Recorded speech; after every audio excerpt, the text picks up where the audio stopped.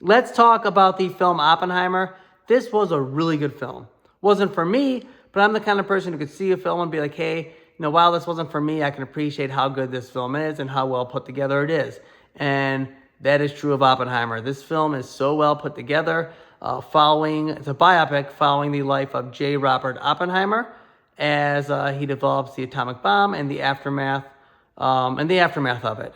And it's just such a well-directed film. Christopher Nolan is such a good director. He did the Dark Knight trilogy and a lot of other films that I love. And he did a great job directing Oppenheimer. Really awesome job. Cillian Murphy is fantastic as J. Robert Oppenheimer. Emily Blunt is great. Robert Downey Jr. is great. Really strong cast here, and everyone is really good. The writing is solid. The editing is great. Just so well put together. And very deserving of all the award recognition that this film got. Having said all that, despite, this film being really good, I did find myself getting pretty bored. And I do recall halfway through the film, looking at my phone and rolling my eyes, knowing that, we had another hour and a half left. Because this is a dialogue-heavy film that is dialogue-heavy for over 3 hours. And it's impressive that they pulled that off, and that's a credit to Christopher Nolan and the really good editing of the film to have a dialogue-heavy film over 3 hours, have so many people call it mesmerizing, mind-blowing in the film of the century.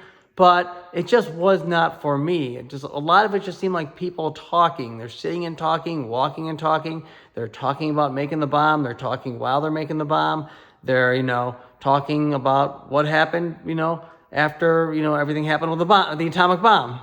And I understand that these are some of the most important conversations ever in history surrounding one of the most pivotal times in history ever.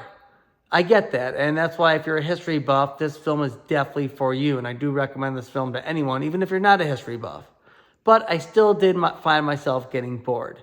And while I do think this film deserved all the awards, recognition that it got, I do not put it in the category of mesmerizing or mind-blowing. I definitely don't think it's the film of the century.